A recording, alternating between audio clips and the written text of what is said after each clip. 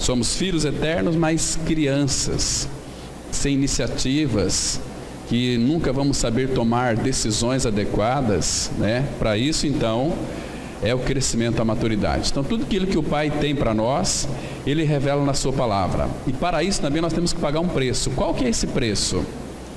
É sermos diligentes no conhecimento dEle. Você quer agradar o Senhor? Conheça o Senhor. Ele tem o maior desejo em se revelar a nós. Mas para isso, Ele não vai se revelar para aqueles que são negligentes, que não busca o Senhor, que não ora o Senhor, que de fato não lê as Escrituras, não busca revelação.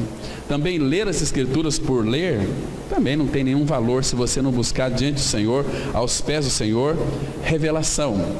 Aquilo que Paulo escreveu lá em Efésios 1:17, para que o Deus de nosso Senhor Jesus Cristo, Pai da glória, vos conceda espírito de sabedoria e de revelação no pleno conhecimento dEle.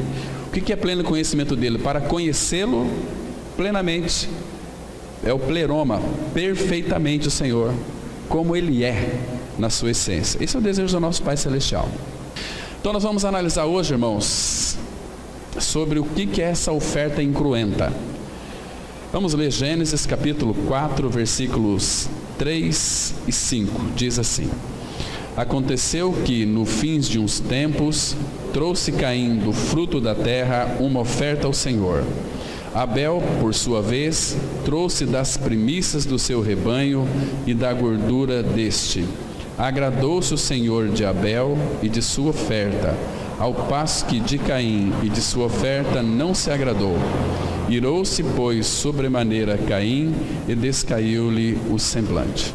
Vamos ter uma palavra de oração. Maravilhoso Pai, graças te damos porque Tu és justo, Tu és santo, Tu és grande e habita a eternidade. Mas Tu também habitas como aquele que é humilde de espírito, que tem os seus corações quebrantados. Pai, quão majestoso é o Senhor. E nesta oportunidade, Pai, nós rogamos que o Teu Espírito Santo venha dirigir este tempo de comunhão na palavra que iremos ter. Que seja Ele aquele que venha realmente perscrutar as nossas mentes e os nossos corações e trazer pelo Seu ministério gracioso tudo aquilo que é do Senhor Jesus Cristo. Fale com cada um de nós, nos edificando. Pai, repreende toda ação do inimigo que tenta se levantar contra o Teu conhecimento e também obstacularizar aqueles que de fato têm tido seus olhos abertos para buscar o Senhor, para ter uma visão adequada da pessoa de Cristo. Por isso, fale nesta manhã com cada um de nós, é o que nós te pedimos, agradecidos, meu Pai, no nome do Senhor Jesus Cristo. Amém. Mas hoje pela manhã nós iríamos tratar sobre a questão do perdão. Perdão recebido, perdão liberado, né? Semana tivemos visitando alguns irmãos e tratando dessa palavra, e a palavra começou a queimar ao meu coração. Aí nós mudamos o estudo para nós tratarmos dessa oferta incruenta. O que é uma oferta incruenta, irmãos? Oferta incruenta é tudo aquilo que não tem sangue. Aquilo que Caim ofereceu para o Senhor, uma oferta sem sangue, porque de fato ele era um pecador. Porque quando eles nasceram, e a nossa história também começa com Abel e Caim, eles foram expulsos do paraíso, e ali então Adão e Eva, Adão coabitou com Eva, então começou a gerar filhos, começou a nossa geração. Vocês se lembram? Gênesis 3:24, Deus os havia expulsado do paraíso, então eles começaram a gerar filhos fora do paraíso. Então fora do paraíso também começa a nossa história. A nossa vida é uma vida nesse mundo, quando nós nascemos sem conhecer o Senhor, é uma vida separada dele. Por quê? Por causa do nosso pecado. Isaías 59:2 fala que as vossas iniquidades fazem separação entre vós e o vosso Deus, e os nossos pecados encobrem o rosto dele para que ele não nos ouça. Isso significa que Deus de fato não ouve a pecadores. Isaías 1:18, Isaías capítulo 1, ele também vai mostrar que ele não tem nenhum prazer, de fato, no pecado. Então, será que um dia nós oramos para que Deus então pudesse revelar a nós? Não, Ele veio nos buscar. Ele mostrou toda a realidade da cruz, porque Ele já sabia desde a fundação do mundo quem éramos, quem iria crer nele ou não. Não estamos aqui enfatizando a questão e nem dando ênfase, porque não é dessa maneira, a doutrina da predestinação. Aqueles que são predestinados para a vida que Deus determinou. Não é isso, irmãos. A palavra fala que todos pecaram e todos carecem da glória de Deus. Jesus na cruz, Ele atraiu todos, para salvar a todos. Mas o Pai, na sua onisciência, Ele sabe quem seriam aqueles que iriam responder a esta chamada do Pai para crer no Filho. Porque a palavra de Deus fala lá em Tito capítulo 2, que a graça de Deus salvadora se manifestou a todos os homens. Então não vai ter desculpa. O homem não vai para o céu, um reino de glória, de amor, justiça, paz e alegria no Espírito Santo, não porque Deus não queira, porque o homem não quer, não deseja. O homem, ele assumiu uma postura de se autodirigir a si mesmo. E nós sabemos, irmãos, desde Adão, aqueles que se autodirigem também têm que dar conta dos seus próprios atos. Eles fazem as coisas baseadas naquilo que eles acham corretos. Como é que chama isso? Justiça própria. E a palavra fala que todas as nossas justiças, Isaías 64:6, vai dizer que todas as nossas justiças são como trapo da imundícia. Você sabe aquelas obras que você faz, que são maravilhosas, que são boas, mas se for fora de Cristo, é tudo trapo de imundícia. Aquelas obras quando você faz, e você quer que as pessoas vejam o que você está fazendo, para você receber os aplausos, isso são trapos de imundícia. Deus não pode aceitar isso. Que você fez se vangloriando, é uma vã glória.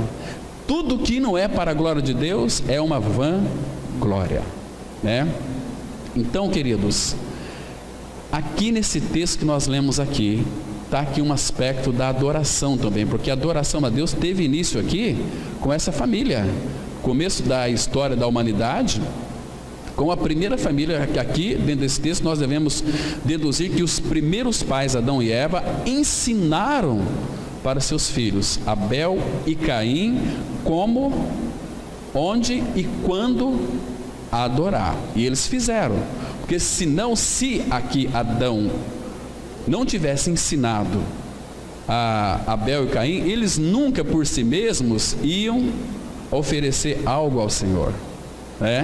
Eu creio, irmãos, que Adão passou para eles tudo aquilo que era da vontade do Pai, porque Adão teve essa experiência. Quando Adão pecou, ele cozeu, ele fez folhas de figueira.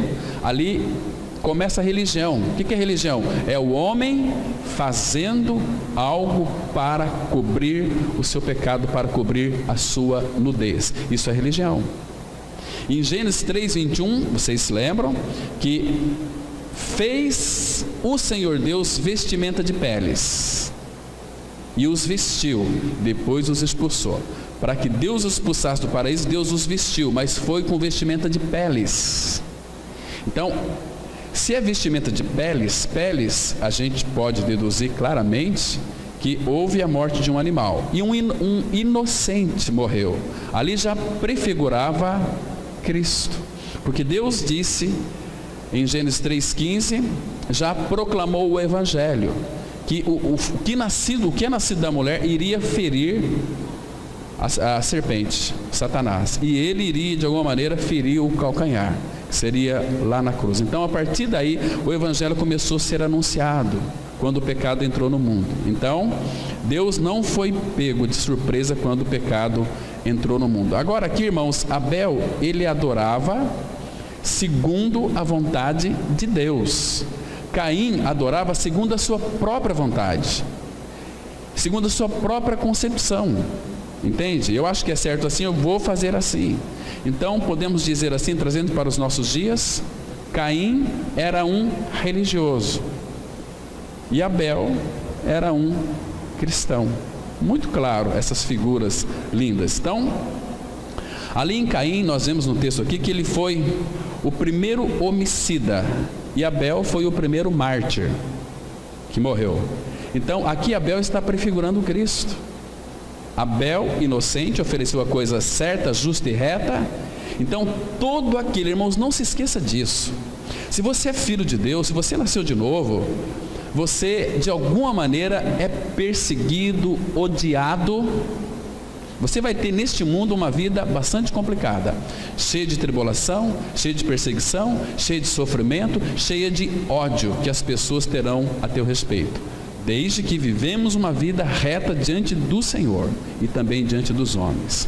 Porque viver uma vida reta diante do Senhor, diante dos homens, isso vai provocar em outros, principalmente religiosos, ira, nervosismo, revolta.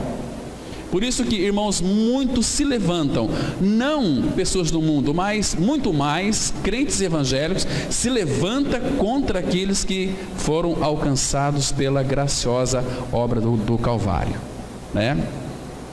Então, queridos, aqui,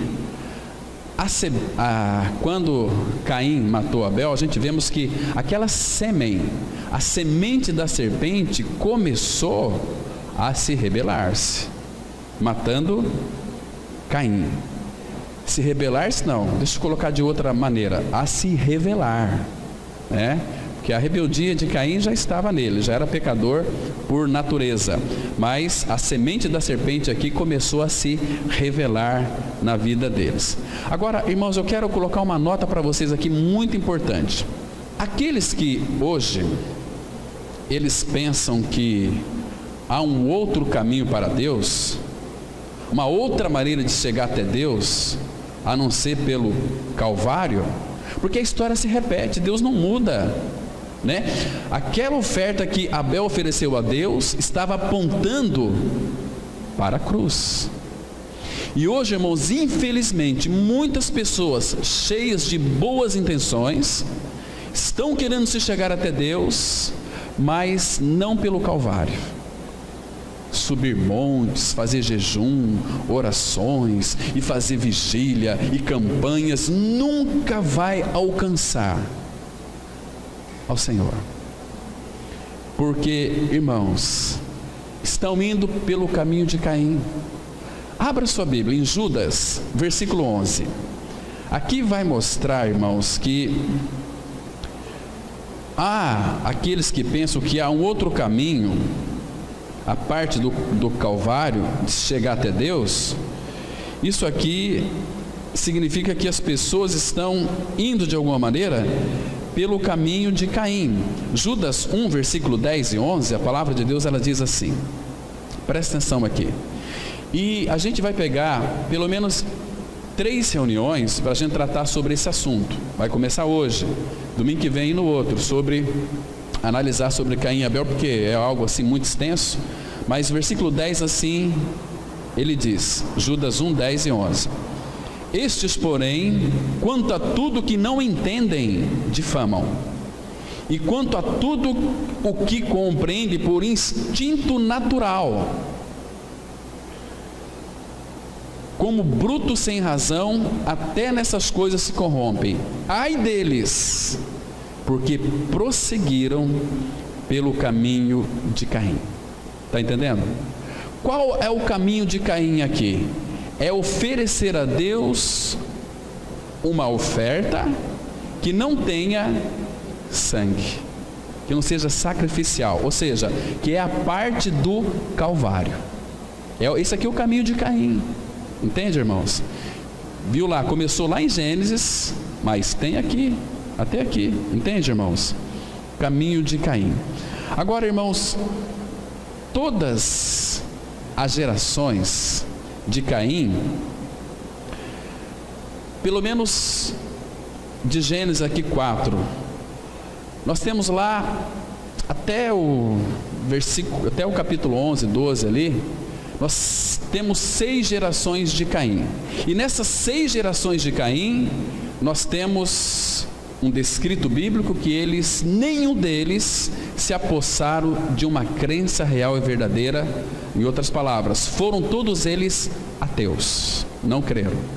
Então, claro, olha só, que os planos de Deus não podem ser frustrados. Quando Caim matou Abel, o que Deus fez? Levantou Sete. E aí começou a geração. Como Deus também sabia, e o ser humano ele é muito complicado, muitas vezes a alma não é tratada, a gente vai viver uma vida, irmãos, sofre aqui na face da terra, uma vida totalmente desarrumada, desalinhada, uma vida de miseráveis, porque a gente quer viver segundo a nossa própria vontade, a nossa alma. Somos filhos de Deus, já morremos e ressuscitamos com Cristo, mas a nossa alma, ela é muito atrevida, ela gosta de colocar o seu bedelho, a sua opinião, é assim que eu penso, e isso faz um estrago terrível. Filhos de Deus, não estou falando nem de ímpios, né? As nossas preferências, porque a nossa alma, ela é cheia de preferências, é cheia de diz, que não me diz. A nossa alma, ela é ciumenta. A nossa alma, irmãos, é você. O que você é? A sua alma. Você não tem uma alma, você é uma alma vivente, mas agora você foi regenerado. Agora o Pai quer nos conquistar dia a dia pelo trabalho da cruz, pela palavra, pela operação da palavra operando em nosso coração, levando aquilo que de fato nós somos em si mesmos à morte, para que a nossa personalidade ela fique no lugar dela adequada, sentada, vendo aquilo que é vencedor vencer as nossas batalhas. De vez em quando nós não quebramos a cara, irmãos. Por quê? Porque nós queremos fazer. Eu penso assim, é dessa forma, e a gente vai agir segundo o nosso próprio pensamento. É o caminho da alma, da morte, né? Então, mesmo assim, depois que Deus levantou Sete, e foi uma geração de pessoas que creram, mas chegou lá na frente, no capítulo 6 de Gênesis, houve ali mistura de povos. Abra sua Bíblia em Gênesis capítulo 6. Deixa eu mostrar para vocês aqui uma coisa muito interessante, porque os filhos de Caim e os filhos de Sete sempre caminharam juntos, e hoje também estão caminhando juntos, né? A palavra fala assim, Gênesis 6, a partir do versículo 1. Olha como diz a palavra aqui, irmãos, para nós aqui introduzirmos e avançarmos um pouquinho. Como se foram multiplicando os homens na terra, e lhes nasceram filhas. Presta atenção num detalhe aqui muito importante. Isso aqui é importante para você ter uma compreensão muito adequada. O que significa, quem são essas homens na terra, e lhe nasceram filhas? Agora, vendo os filhos de Deus, quem são os filhos de Deus? Você pode até anotar em cima aí. Os filhos de Deus aqui são os filhos de Sete, entende? Então, vendo os filhos de Deus, que as filhas dos homens, quem são as filhas dos homens? De Caim, eram formosas, tomaram para si mulheres, as que entre todas mais lhes agradaram. Irmãos, hoje não é diferente. Nós até colocamos aí na capa do boletim sobre o jugo desigual. Irmãos, nós conhecemos, você também conhece, eu conheço, você conhece, quantos rapazes, por se apaixonar por meninas que são mundanas, elas não são meninas perversas, são de uma boa índole, muito recatada, muito bem educada. Quando o homem se apaixona, ele não se importa. A mulher também. Provérbios vai dizer que a mulher apaixonada, ela é louca, ela não sabe coisa alguma. A paixão cega os olhos. E aconteceu aqui, elas eram formosas, então vamos casar. Então aí começou misturas, aí começou um grande problema. Entende? Então essa aqui é a coisa. Então a posteridade de Caim, eles não tinham nenhuma crença, mas a de Sete tinha, e aqui começou a apostasia. Eles começaram a se apostatar, porque houve uma mistura de povos. Aqueles que eram do Senhor e aqueles que eram de Caim, eles se entrelaçaram em casamento. Aí começaram a se desviar. Olha só, abra em Deuteronômio, por favor, no capítulo 7. Irmãos, isso é muito sério, irmãos, muito sério. Eu fico tão triste quando eu vejo uma mocinha cristã namorando um rapaz que é do mundo, e vice-versa, porque o do mundo vai corrompê-lo, não é assim? Veja aqui, irmãos, palavra do Senhor, Ele está dizendo aqui, Deuteronômio capítulo 7, versículo, vou ler a partir do versículo 2, que diz assim: e o Senhor, teu Deus, as estiver dado diante de ti para as ferir, totalmente as destruirás, não farás com elas aliança, nem terás piedade delas, nem contrairás matrimônio com os filhos dessas nações. Não darás tuas filhas a seus filhos, nem tomarás suas filhas para teus filhos. Por quê? Olha o versículo 4: pois elas fariam desviar teus filhos de mim, para que servisse a outros deuses, e a ira do Senhor se acenderia contra vós outros, e depressa vos destruiria. Está vendo aqui qual que é o caminho? Mas o que é que tem namorar uma menina que é do mundo, é de uma boa família, mas se não é cristã, cai fora? E vice-versa, porque na tua concepção é certo, mas no final é caminho de morte, porque quem é do mundo corrompe aquele que é filho de Deus. Isso é muito triste, né? Então, irmãos, observam aqui que no fim de uns tempos trouxe Caim do fruto da terra uma oferta ao Senhor. Mas por que Deus não aceitou essa oferta? Primeiro, porque era uma oferta incruenta, não tinha sangue. Primeiro, que quando Adão pecou, qual foi a sentença que Deus proferiu para Adão? Primeiro, por causa de Adão, Deus disse assim para ele, Gênesis 3: por tua causa, maldita é a terra por tua causa. Agora, irmãos, como que Deus poderia, uma vez que Ele amaldiçoou a terra, receber uma oferta para que então Caim fosse aceito daquilo que fosse maldito? Não. Você entende porque é necessário? Aliás, Deus teve um cuidado muito grande conosco, quando Jesus, Ele disse assim lá em Marcos capítulo 7, quando aqueles discípulos comeram ali aquelas espigas sem lavar as mãos. Jesus disse assim, olha, há uma pergunta daqueles judeus: os teus discípulos comem sem lavar as mãos? E Jesus disse para eles, olha, o que contamina o homem não é o que entra pela boca, é o que sai pela boca, né? Então, ele vai dizer que, a partir daquele momento, Jesus considerou puro todos os alimentos.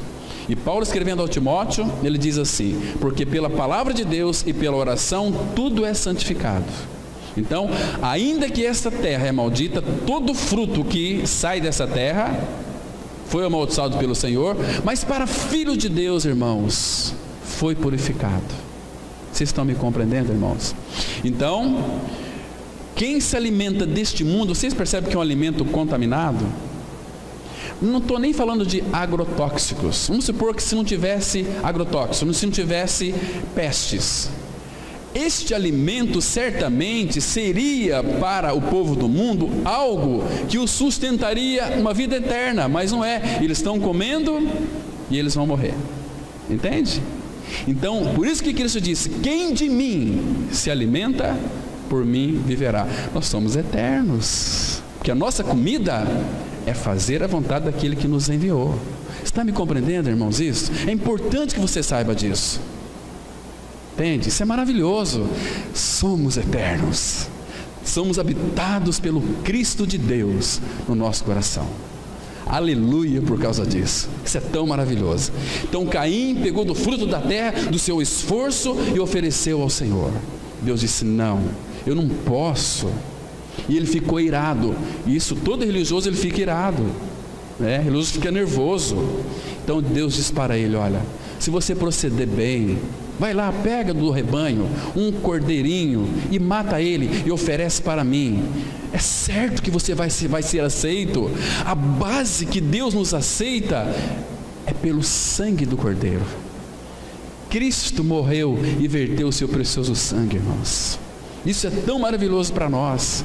Nós já temos na pessoa de Cristo uma salvação plena, uma aceitação maravilhosa, porque Deus vai nos aceitar não por aquilo que nós fazemos ou iremos fazer, mas por aquilo que Cristo fez. Ele fala em Efésios 1:6, Deus nos fez agradáveis a si. Olha só, foi Deus que fez eu e você agradável a Ele no amado. Irmãos, que lindo que é isso, que maravilha. Então nós podemos descansar, porque Ele fez tudo, fez tudo. Ele só quer que nós o conheçamos, só quer que nós cresçamos agora. Então Ele não poderia aqui aceitar esta oferta incruenta que não tinha sangue. Vocês me entenderam aqui, irmãos? Ficou claro isso aqui? Então nós vamos aqui, irmãos, avançar um pouquinho para nós vermos algo mais que é tão importante para nós. Nós temos aqui nas pessoas de Caim e Abel os primeiros exemplos do mundo, de um homem, do mundo religioso e de um genuíno homem de fé. Nascidos como na realidade foram, fora do paraíso, também essa é a minha e a sua história, fora do paraíso, né? E sendo os filhos de Adão, depois da queda, nada podiam ter de natural que os distinguisse um do outro. Eram ambos pecadores, tinham ambos uma natureza perversa, nenhum deles era inocente. É bom estarmos certos disto, a fim de que a realidade da graça divina e a integridade da fé possam ser distintamente vistas. Caim e Abel eram filhos, não do Adão inocente, mas sim do Adão culpado. Entraram no mundo como participantes da natureza de seu pai, caída, arruinada e irremediável. Aí Jesus disse lá em João 3,3, falando com Nicodemos, no contexto ali do novo nascimento, ele disse assim, João 3,6, o que é nascido da carne é carne, o que é nascido do Espírito é Espírito. Vocês percebem aqui? Caim é carne, Caim, caído, carne. O que é nascido da carne é carne, é simplesmente carne, é uma pessoa, alma vivente. Agora, o que é nascido do Espírito, o que significa ser nascido do Espírito? Ser nascido do alto, né? A obra de Cristo foi plena, perfeita, já foi realizada. Agora o Espírito Santo, irmãos, mediante a palavra, ele vai aplicar toda a obra que Cristo fez ao nosso coração. Ele vai descortinar nossa mente, descortinar o nosso entendimento, e nós seremos participantes de todo este drama da redenção. Jesus diz para Nicodemos em João 3,5, quem não nascer da água e do Espírito não pode entrar no reino de Deus. O que é água? É batismo nas águas? Claro que não. Aqui, nascer da água, a água ali é uma figura da palavra. Fostes regenerados, não de semente corruptível, mas a incorruptível, mediante a palavra de Deus, a qual vive e permanece para sempre. É a palavra. Aspergerei água pura sobre vós e vos purificarei de todos os vossos pecados. Esse é o sentido aqui mais exato. Então, o que é nascido da carne? O que é carne, irmãos? Depois vocês leiam, pode marcar, leia em casa, Romanos 7,18, Paulo ele diz assim, porque eu sei, isto é, na minha carne não habita bem nenhum. O querer o bem está em mim, não porém o realizá-lo. Entende? Então tenha esta consciência que na minha e na sua carne não habita bem nenhum. Tanto é que quando você for descer para a sepultura, você vai ser comido de verme, de bicho. Tua carne e a minha carne é podre. Agora, tem um detalhe muito importante. A palavra fala que os que são de Cristo, Gálatas 5,24, crucificaram a carne. Onde é o lugar da carne? Na cruz, em Cristo. Carne também fala a respeito da nossa alma. E a vida da alma e a vida da carne.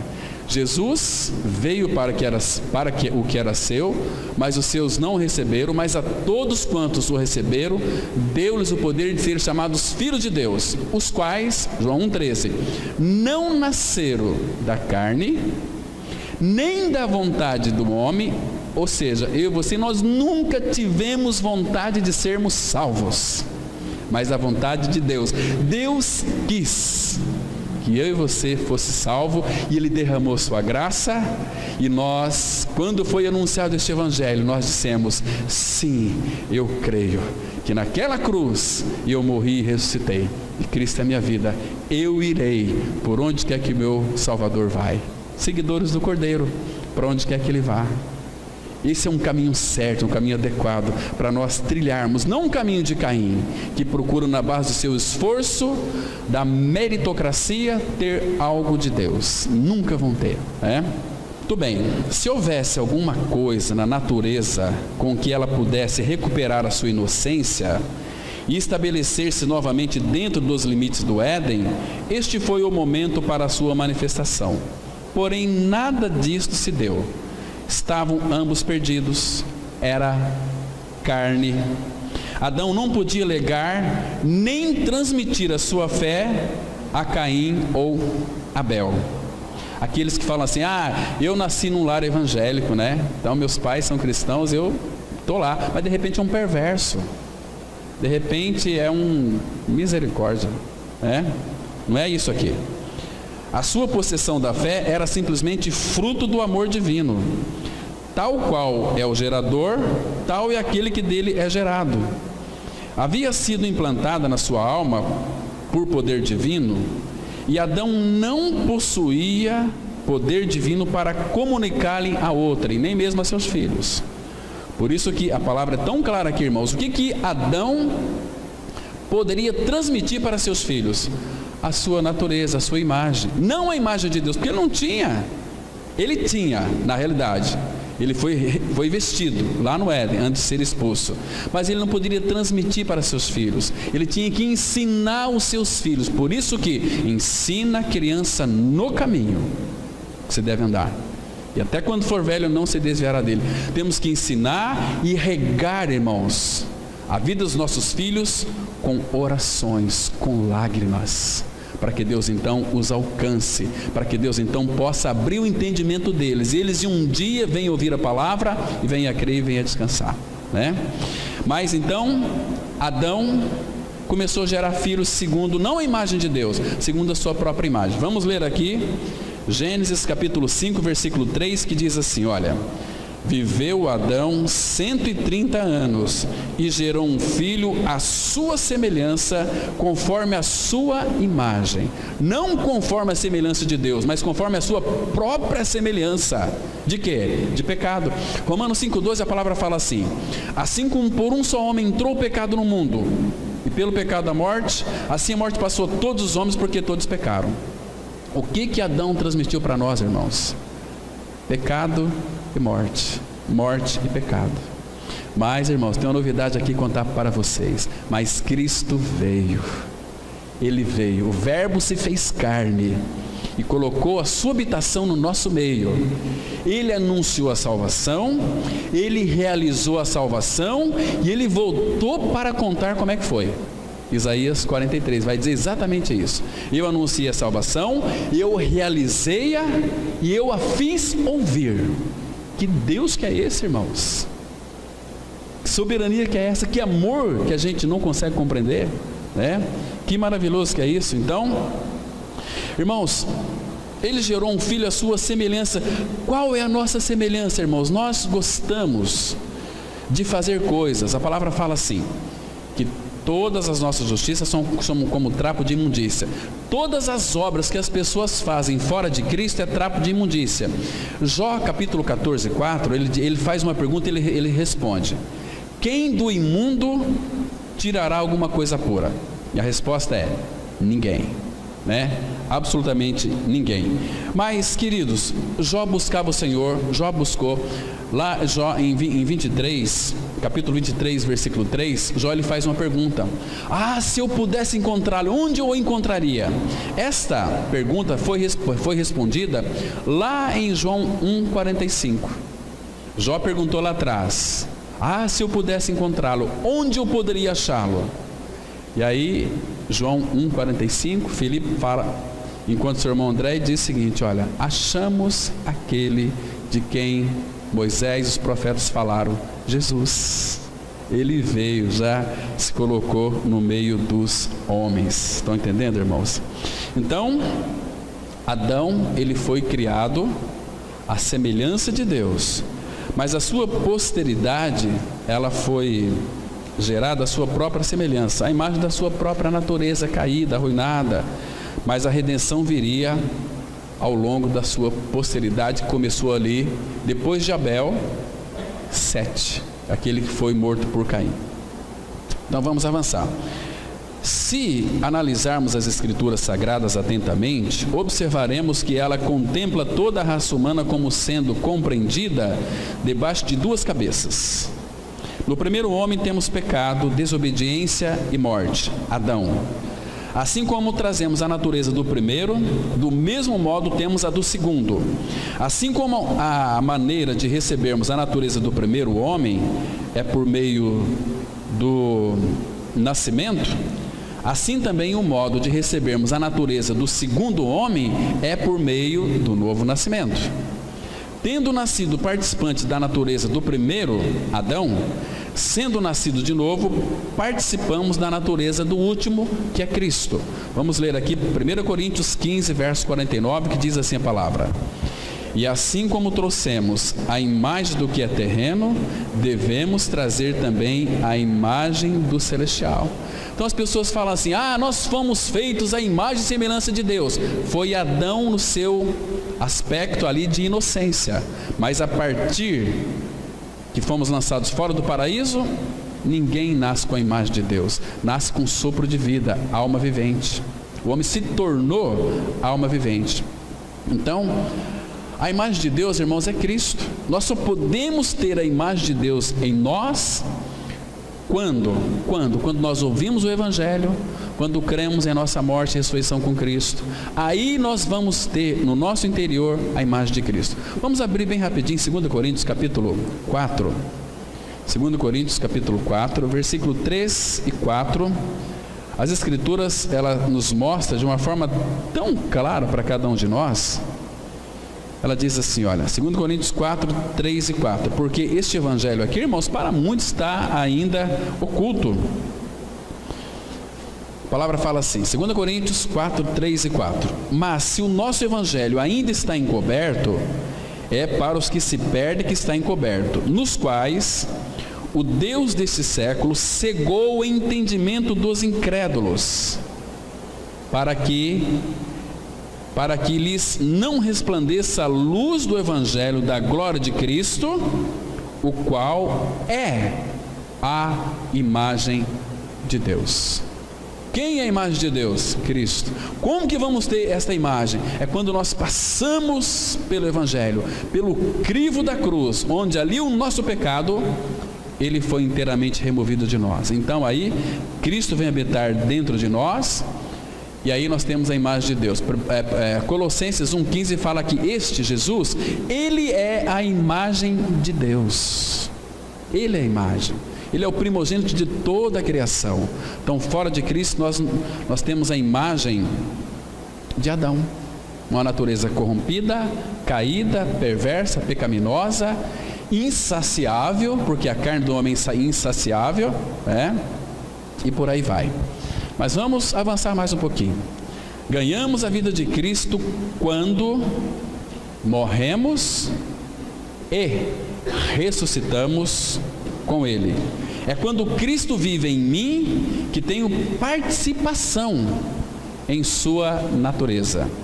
2 Pedro 1,4b diz assim a palavra: pelas quais nos têm sido doadas as suas preciosas e muito grandes promessas, para que por elas vos torneis co-participantes da natureza divina. Está vendo aqui?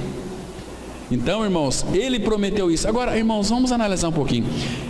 As suas preciosas, quando fala preciosa, porque foi um preço pago. As promessas dele não caiu no nosso colo assim. Puxa vida, olha que Deus, irmãos, houve um preço a ser pago, e o preço foi a cruz. Deixa eu mostrar para vocês uma dessas promessas que foram prometidas para nós lá no Antigo Testamento. Abra sua Bíblia em Ezequiel capítulo 36. Ezequiel 36, a partir do versículo 25, irmãos, vai mostrar aqui claramente sobre essas promessas tão preciosas, porque houve um preço a ser pago. Vou ler a partir do versículo 25. Diz assim, olha: então aspergerei água pura sobre vós, e ficareis purificados de todas as vossas imundícias. e de todos os vossos ídolos vos purificarei. Ídolos que a gente levanta no coração. O primeiro ídolo que a gente levanta no coração é nós mesmos. Nós amamos tanto a nós mesmos. Sabe por que você fica chateadinho, doído quando alguém lhe faz mal? Porque você está cheio de você, você se ama demais. Aí te fere, você chora, lamenta. Entende? Misericórdia. Versículo 26, dar-vos-ei coração novo, porei dentro de vós espírito novo, tirareis de vós o coração de pedra, e vos darei coração de carne. Troca de coração. Aonde foi que ele trocou o nosso coração, irmãos? Foi ali quando Jesus curava todo mundo, ele trocou o nosso coração? Claro que não. Foi lá na cruz do Calvário, aquela cirurgia que ele morreu, nos incluiu na sua morte, participamos da morte e ressurreição. O nosso coração velho, coração podre, coração egoísta, coração adúltero, foi trocado por um novo coração. Preciosas promessas. E ele continua, versículo 27, porém dentro, não ao lado. Tem muitos que falam: ai Deus, te damos graças pela tua presença ao nosso lado. Porém dentro de vós o meu espírito, e farei que andeis os meus estatutos e guardeis os meus juízos e os observeis. Agora olha o 28, resultado dessa obra aqui, irmãos. A palavra ela é tão clara para nós. Habitareis na terra que eu dei a vossos pais, vós sereis o meu povo. Aqui era a promessa, vós sereis. Hoje nós somos povo de Deus. 1 João 3,1 fala: vede que grande amor nos tem concedido o Pai, a ponto de sermos chamados filhos de Deus. E de fato somos filhos de Deus, amados por esse Deus santo, esse Deus que tem uma loucura de amor por nós. Que amor que é este, irmãos? Isso não te deixa você arrepiado? Isso não deixa você descansado no amor dele? Ele prometeu preciosas promessas, e essas preciosas promessas nos fez participantes da sua natureza divina. Ele se mesclou conosco. Ele, por ser Deus, ele infringiu uma grande lei que ele estabeleceu. Sabe qual? Sabe qual, irmãos? O jugo desigual. Ele pediu para a gente não tomar jugo desigual, mas ele foi na nossa canga, introduziu na nossa canga, falou: ó, tomai sobre vós o meu jugo, vocês vão aprender de mim, que eu amo vocês, não quero a perdição de vocês, vocês são meus, eu quero ser o seu Deus. Olha só, irmãos, versículo 29, livrar-vos-ei. Aqui era promessa, mas hoje em Cristo nós somos livres. Se pois o Filho vos libertar, verdadeiramente sereis livres. Somos livres nele. Livrar-vos-eis de todas as vossas imundícias. Farei vir o trigo e o multiplicarei, e não trarei fome sobre vós. Aqui fala da purificação dos alimentos, né? Versículo 30, multiplicarei o fruto das árvores e a novidade do campo, para que jamais recebais o opróbrio da fome entre as nações. E o 31 diz assim: então, depois de toda esta bondade, depois de toda essa graça derramada, vos lembrareis dos vossos maus caminhos e dos vossos feitos que não foram bons, tereis nojo de vós mesmos por causa das vossas iniquidades e das vossas abominações. Está vendo, irmãos? Você tem nojo de você? O dia que você tiver que começar a ter nojo de você, você vai começar a amar aquele que é o puro. Como Maria Madalena, aquela pecadora, prostituta, sempre se relacionou com homens perversos, fedorentos, mas o primeiro homem puro que ela encontrou foi Jesus. E o amor de Maria Madalena pelo Senhor foi tão grande que mesmo após o túmulo, ela o amava, estava ali, falando que aquele jardineiro que era o próprio Senhor: Senhor, levaram o meu Senhor. Ela amava tanto ele, queria ele, procurando ele. Fala para mim onde é que você colocou, que eu vou lá buscá-lo. Aí ele disse assim: Maria. Rabone, ele ressuscitou. A primeira mulher que viu Cristo ressuscitado foi uma prostituta, mas que foi purificada agora pelo próprio Senhor. Irmãos, vocês entendem, irmãos, que não compensa ser religioso? Meu Pai amado, essas são pelas quais nos têm sido doadas as suas preciosas e muito grandes promessas, porque foi uma tão grande salvação.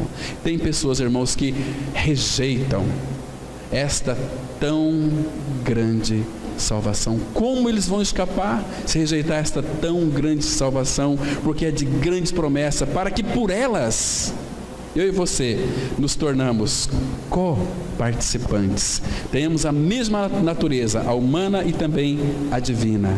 Que maravilha é isso, irmãos. Irmãos, vocês estão compreendendo aqui o quanto Ele nos ama, o quanto que Ele nos deseja, o quanto que Ele é louco por nós. Que amor incompreensível é esse?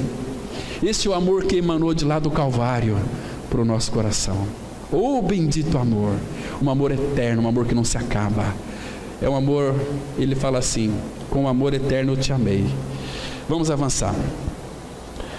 A história de Caim e Abel nos mostra que eles tiveram atitudes diferentes.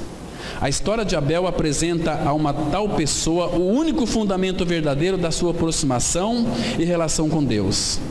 Vemos distintamente que não pode chegar a Deus sobre a base de coisa alguma que pertença ou seja da natureza, e tem de procurar fora de si mesmo e na pessoa e obra de outrem a base verdadeira e eterna da sua ligação com Deus Santo, verdadeiro e justo. O capítulo 11 de Hebreus apresenta-nos o assunto do modo mais distinto e compreensível. Vamos ler Hebreus 11:4, que diz assim: pela fé, Abel ofereceu a Deus mais excelente sacrifício do que Caim, pelo qual obteve testemunho de ser justo, tendo a aprovação de Deus quanto às suas ofertas. Por meio dela, também mesmo depois de morto, ainda fala. Queridos, o que está aqui por detrás? O que está por detrás aqui desse sacrifício de Abel? O que está por detrás, irmãos? Aqui não tem outra coisa a não ser, a palavra fala assim, lá em Gênesis capítulo 4, que Deus, presta atenção aqui, Deus aceitou Abel e a sua oferta. Não foi a sua oferta e depois Abel, não. A aceitação de Abel veio antes da sua oferta. Por quê? Por quê, irmãos? Qual o sentido disso? É que Abel, ele reverenciava o Senhor verdadeiramente. Então Deus, antes de aceitar a sua oferta, porque se não a oferta certa, o aceitou e aceitou também a sua oferta. Fala: Senhor, eu te amo tanto que eu posso oferecer, que eu sou um pecador. Reconheceu, aqui um cordeiro. Puxa vida, e se encanta o nosso Pai Celestial, porque o Pai contemplava o Filho, que foi morto desde a fundação do mundo. Então ele rejeitou Caim e a sua oferta. Deixa eu ajudar aos irmãos com um texto aqui, 1 João capítulo 3, versículo 11. 1 João capítulo 3, versículo 11. Vamos ler de 11 até o 14. Diz assim a palavra. Vamos ver se vocês, irmãos, o que estava por detrás aqui, irmãos, era o amor de Abel pelo seu Senhor, né? 1 João 3:11 diz assim, presta atenção aqui, irmãos, porque a mensagem que ouvistes desde o princípio é esta, desde o princípio é esta, que nos amemos uns aos outros. Olha o versículo 12. Não segundo Caim, que era do maligno, e assassinou o seu irmão. E por que o assassinou? Porque as suas obras eram más, e as de seus irmãos justas. Por que as obras de Caim eram más? Porque elas não foram feitas em Deus, e a de seu irmão foi. Porque Abel amava o Senhor, Caim não. ele achava que eu vou vencer, eu vou fazer isso, fazer aquilo. Toma, Senhor, Deus não quer o teu suor nem o meu. Entende? Olha o versículo 13. Irmãos, não vos maravilheis se o mundo vos odeia. Por que o mundo nos odeia? Porque nós amamos o Senhor. Nós arrumamos um grande problema com este mundo. Olha o 14. Então, o problema aqui é amar os irmãos. Nós sabemos que já passamos da morte para a vida. Por quê? Porque amamos os irmãos. Aquele que não ama permanece na morte. Irmãos, agora aqui um detalhe importante. Nós amamos uns aos outros, irmãos, como irmãos. Irmãos, nós estamos distante dessa realidade. Nós não temos prazer na comunhão. Vir aqui ouvir a palavra é maravilhoso, é bom, mas nós temos se relacionado com os irmãos. Você tem saudade do teu irmão? Porque saudade significa que ama. E muitos não se importam e se dizem cristãos. Não tem prazer na comunhão do corpo de Cristo, estão fora, mas tem uma mentalidade assim: não, eu fui crucificado com Cristo, Cristo é a minha vida. Está na mente, mas não tem prática. Qual que é a prática? Ó, quão bom e quão suave é que os irmãos vivam em união. Estão me entendendo? Ah, eu vou na igreja quando eu quero. Eu descobri que agora eu posso ficar lendo a minha Bíblia em casa. Queridos, nunca de fato creram no Senhor. São uns assassinos de igreja. Todos os lugares tem pessoas desse tipo. Aqui na comunidade tem, outros lugares também tem. Essa é uma geração que estão indo para o caminho de Caim. Entende, irmãos? Isso é muito sério. Vamos avançar aqui. Nós lemos aqui, foi 1 João 3, né? 1 João 3, 14, nós lemos o versículo 15, veja o 15 aqui, agora o 15. Se você não ama, irmão, se você não ama o seu irmão, olha só aqui, aí João vai explicar para nós. João está tendo em mente aqui Caim, ele diz: todo aquele que odeia seu irmão é assassino. Agora você não precisa matar o seu irmão para ser um assassino, basta você odiar o seu irmão. Jesus, mas ele é meu inimigo. Jesus disse: olha, amai vossos inimigos. Essa mensagem é para mim, essa palavra é para você. Ame. Você quer destruir os seus inimigos? Ama eles. Ama teus inimigos, se arrebenta com eles. Mas quando a gente vai bater de frente com eles, o que vai acontecer? A gente se arrebenta, a gente não dorme, a gente fica com eles aqui, ó, sufocando a nossa garganta. Destrói seus inimigos, amando seus inimigos. O amor, ele não existe outra arma mais poderosa nesse universo. E quem odeia seu irmão, a palavra fala que todo assassino não tem a vida eterna permanente em si. Olha o 16 agora. Nisto conhecemos o amor, que Cristo deu a sua vida por nós, e devemos dar a nossa vida pelos irmãos. Você compreendeu, irmãos? Você está vivendo essa prática em realidade? Nós gostamos muito de agradar as pessoas, né? Às vezes nós abraçamos: aí eu te amo tanto. Ai, que amor é esse? Fingido. Um amor quando o homem ele não precisa ser expressado, tem que ser praticado, né? Às vezes a gente fala assim, relacionamento conjugal: eu te amo tanto. Mas às vezes nós homens, quando falamos isso para nossa esposa, nós queremos ter relação sexual com ela: eu te amo. Mas o amor que é demonstrado, o amor que ele é praticado, gente, qual mulher que resiste ao amor? Que ela é cada dia cortejada pelo esposo, cada dia ela é escutada pelo esposo, porque a mulher, irmãos, você que é casado, não se assuste quando a tua mulher acontece qualquer coisa que não tem nada a ver com você, que é o marido, o culpado é você. Aconteceu lá com a tia dela, ficou doente, o culpado é você. Esses dias, parente da minha esposa lá está com câncer. Irmãos, amor, você tem que orar, jogando a culpa em mim, mas vamos ser culpado. Mas não é que é culpado, que ela precisa expressar suas emoções, né? E se a gente soubesse escutar nossas esposas, ela fala, não passa de meia hora, depois ela cansa, aí você já conquista ela totalmente.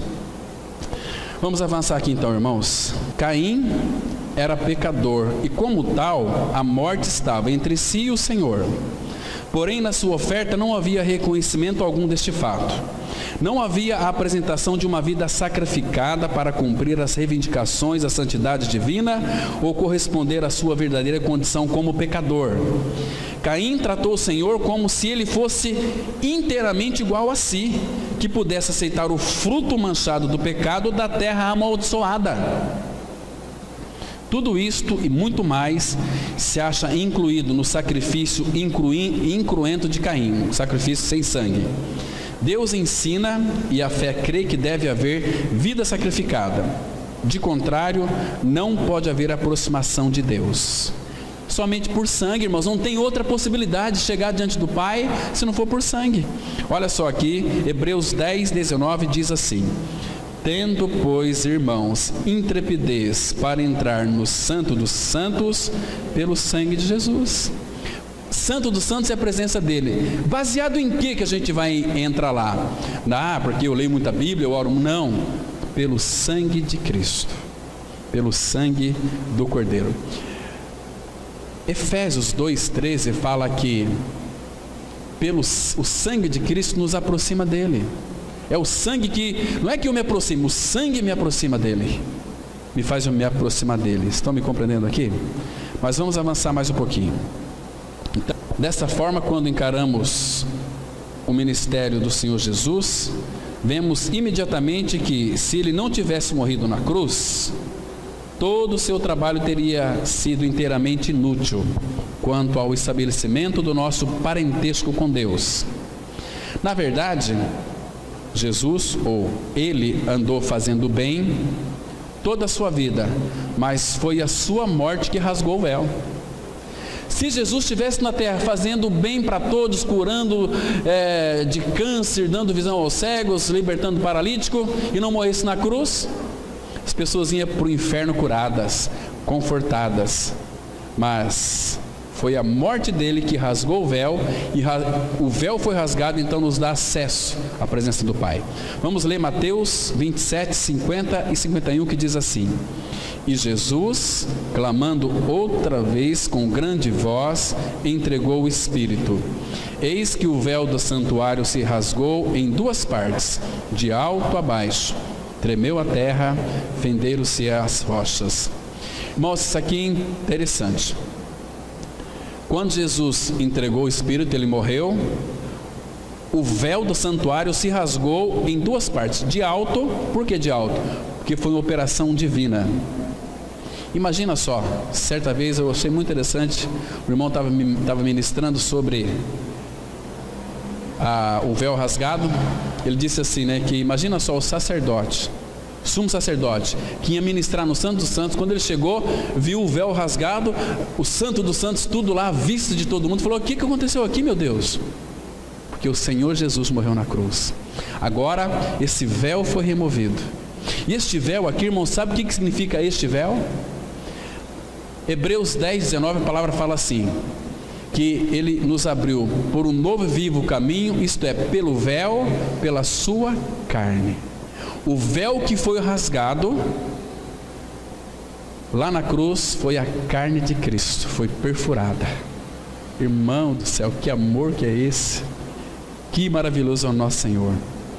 Então agora nós temos acesso à presença do Pai, porque Jesus é o caminho, Ele é a verdade e a vida, e ninguém vai ao Pai senão por Ele. Então tem que ter sangue, tem que haver purificação dos pecados, tem que haver crucificação do nosso velho homem, porque o véu separava o homem de Deus, o homem separado de Deus pelo seu pecado. Mas agora podemos entrar, porque nós temos uma porta, que é Cristo. Ele disse em João 10, 4, eu sou a porta. Vamos avançar um pouquinho mais.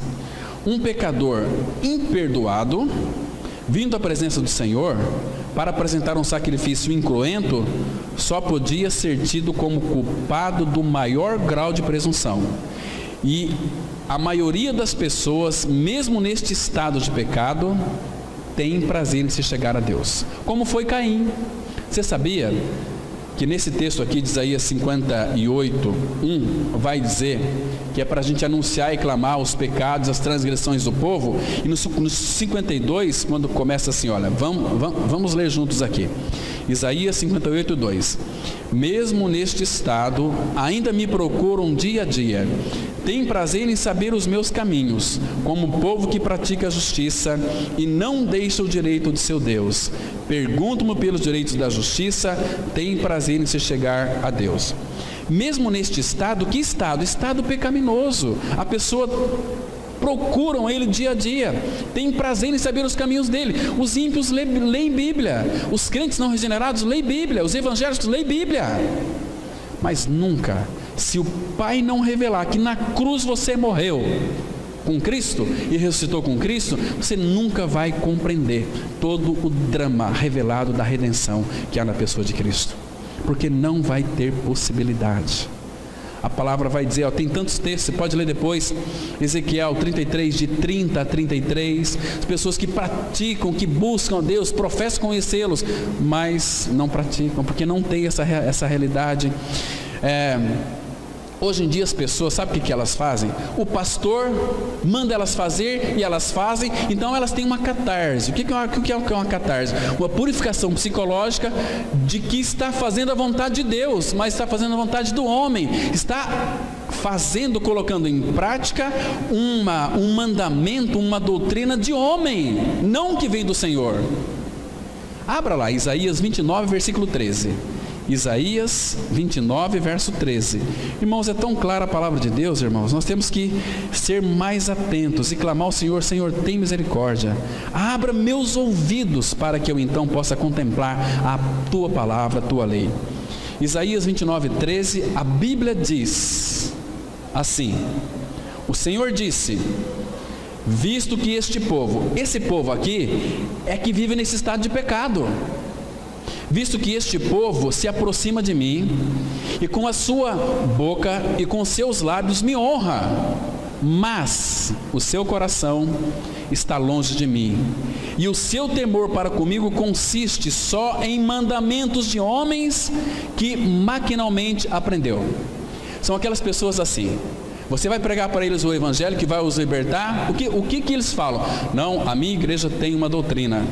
Você vai perecer, seu desgraçado.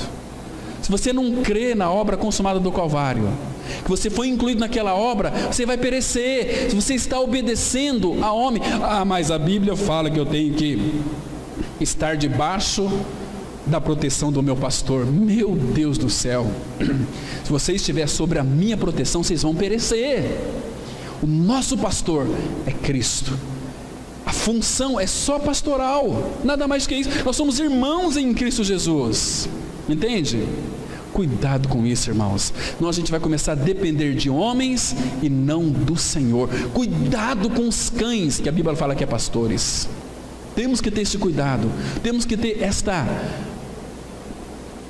honra para com o nosso Senhor, irmãos, senão nós vamos perecer. Mas vamos avançar para o final. Quando Caim percebeu que ele não fora aceito, nem a sua oferta fora recebida, descaiu-lhe e ficou irado. A fúria faz parte do desapontamento. É comum ficarmos zangados quando vemos perdidos os nossos projetos, e com isso, a cara do religioso fica de contínuo amuada ou azeda. A sensação desse fracasso diante de tanto esforço o deixa de fato irritado e indisposto. Alguém disse com muita sabedoria que, quando uma pessoa se sente rejeitada, apesar de seu grande valor, não é possível que ela conviva bem com alguém que foi aceito sem qualquer merecimento.